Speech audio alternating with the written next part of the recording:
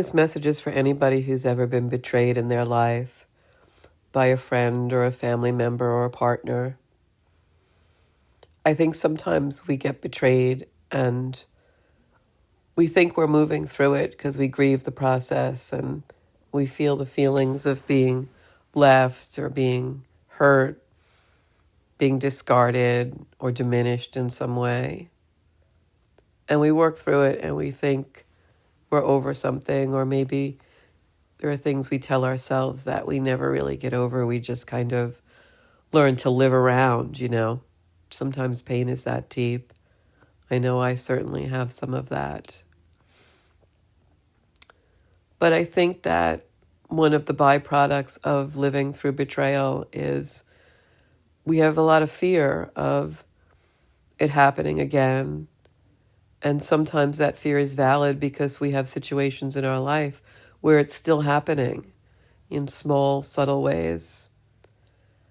And so the result is we betray ourselves. And the way we do that is just sometimes in daily routine, not stepping into our power and not making a decision or taking a path. It could be something as simple as when someone asks us what we want to do for the day, or what would you like for dinner? And it could be something as big as where would you want to live, or is this partner really right for you? And we're not honest about it, and we kind of slip into this place of appeasement, of compliance, because we're afraid to do the wrong thing or say the wrong thing because we may be left or abandoned or betrayed again. So I guess it really comes down to trust. But what I've come to find, and it's like an insidious thing, you don't even realize it's still happening, and it happens in so many little places in our being. When we do that and we lose our power and we become disempowered, and we're prolonging the very betrayal that started it all. It could be 20, 15, 5, 50 years ago that happened to us.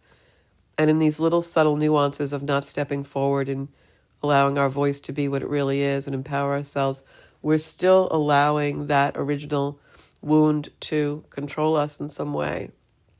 And it's really hard because sometimes we don't even have an awareness of it.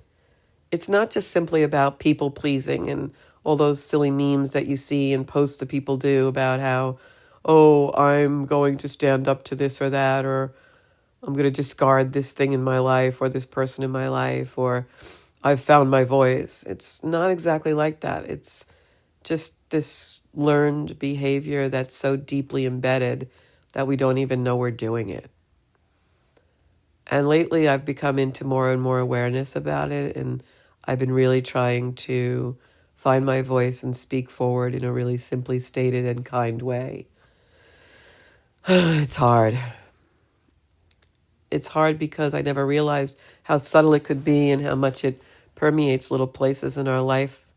And we can be really strong, independent people, like I certainly am. And I certainly have made my voice heard in many places, and I feel strong, and I feel adapted, and I feel balanced and whole. But there's still these little places where we get along and we go along and we're really not who we are. And it hurts. And so my question for myself today when I woke up is, how long are you going to keep betraying yourself? Because that's what it really came down to and comes down to, is that because I've been betrayed so many times in my life and it's just been my fate and my karma, I'm certainly not a victim. Even when suffering under the harshest and egregious behaviors of others, I never felt like a victim. I always feel like there's a blessing. This is happening for my healing in some way. Thank you for being my teacher. And it's hard. But God just blessed me with this personage, this being, this soul, that even when I'm standing in the fire, I still give light to others. But I have to be able to stand in the fire and give light to myself. And as much as I'm really about that, and I'm almost there to the point of my satisfaction, I'm not quite yet. And maybe that's the journey we have for our whole life. Like we never really get there quite, and then we pick up in the next life. I mean, some of me believes that. But getting back to the betrayal and the way we betray ourselves, it's just so insidious the way it happens. And it's like these little specks inside of us that we give away. And until we keep reclaiming them and reclaim most of them, the majority of them, we're really not happy. We're really not in a place of joy. We may think we are, but if you really examine your life and think about where you're betraying yourself, you'll see those cracks. You know, maybe it's the weight we have to lose. We're betraying ourselves by not being healthy. Maybe it's the silence we take when we really should speak up. There's a betrayal in that, in ourselves. Maybe it's the not really telling someone how we feel because we're afraid it's going to hurt them. And because of that, we're living in a detriment because it's a place maybe we shouldn't really be. Maybe we betray ourselves in the way we overstay and we keep ourselves in a place that's really done for us, but we're there still doing and working and being, and we're really supposed to move on. Or maybe it's just in the way we talk to ourselves every day. In the quiet, are you honoring yourself or are we talking badly to ourselves? So I just wanted to send this out today, and it's very personal, I know. It's kind of personal without being personal for me. I want to continue to be able to send light even when I'm in the fire.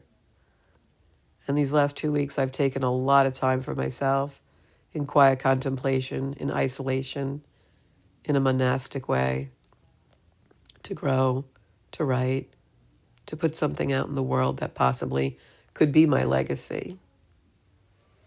And so when people call or text and I'm not really engaging, it's because I really need to engage with myself to find those little cracks, the places I've betrayed me, the places that need to be stronger, the places where the light needs to come in. I need to stop closing the door because I want to be the best I can be for myself, for the connections I have, and for the world, to do the work, which I call my God's work, the video, the writing, the podcast.